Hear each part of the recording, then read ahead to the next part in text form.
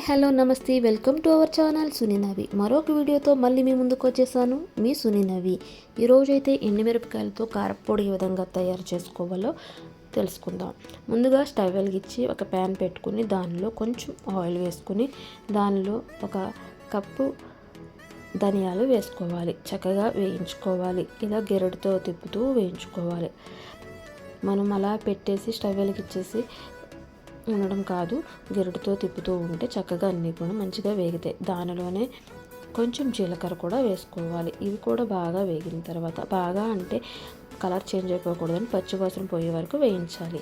అదే ప్యాన్లో కొంచెం ఆయిల్ ఉంటుంది కదండి, దానిలోనే ఎండుమిరపకాయలు చక్కగా చిన్న చిన్న ముక్కలుగా కట్ చేసుకుని అవి కూడా వేయించుకోవాలి. ఇలా వేయించుకున్న దాన్ని మిక్సీ జార్లోకి తీసుకుని కొంచెం చింతపండు, కొంచెం సాల్టు, అలాగే వెల్లుల్లి కూడా వేసుకోవాలి. ఇలాగా బరకగా, మరీ బరకగా కాదు, మరీ మెత్తగా కాకుండా ఈ విధంగా మిక్సీ పట్టుకోవాలండి. అవి వేయించుకున్న వేడి తగ్గిన తర్వాత మాత్రమే మిక్సీ పట్టుకోవాలి. ఈ విధంగా మిక్సీ పట్టుకున్న దాన్ని చక్కగా ఒక గిన్నెలోకి తీసుకుని ప్యాన్లో కొంచెం సేపు అలా వదిలేయాలి. వేడి బాగా తగ్గిపోయిన తర్వాత మాత్రమే మనం వేరే ఒక గాజు సీసాలో అయినా దేనిలో అయినా వేసుకుని చక్కగా మూత పెట్టుకుంటే ప్రతిరోజు కూడా ఏదో ఒక దానిలోకి మనకి ఇది యూజ్ అవుతుందండి. కారపొడి ఇంట్లో ఉంటే చాలా మంచిది.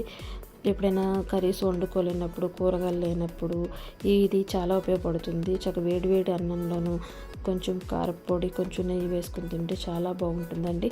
ఇలా డబ్బాలోకి వేసేసుకొని వేడి తగ్గిన తర్వాత డబ్బాలో వేసుకొని మూత పెట్టేసుకొని పక్కన పెట్టేసుకోవాలి. ఇది ఒక నెల రోజుల వరకు కూడా మనకు ఉంటుందండి, సరిపోతుంది. చాలా అయితే హెల్ప్గా ఉంటుంది. ఏ వేడి వేడి ఇడ్లీ తిన్నప్పుడు కొంచెం నెయ్యి, కొంచెం కారపొడి వేసుకుని తింటే చాలా బాగుంటుంది. మరి నేనైతే వేడి వేడి అన్నంలో కొంచెం కారపొడి, కొంచెం నెయ్యి వేసుకుని తిన్నానండి. చాలా టేస్ట్ అదిరిపోయింది. మరి నచ్చిందా? మీకు నచ్చితే కనుక మీరు ఒకసారి ట్రై చేయండి. మీకు ఏ విధంగా వచ్చిందో అన్నది నా కామెంట్ బాక్స్లో కామెంట్ చేసేయండి. మరొక వీడియోతో మళ్ళీ మీ ముందుకు వచ్చేస్తాను. Until then take care, bye bye.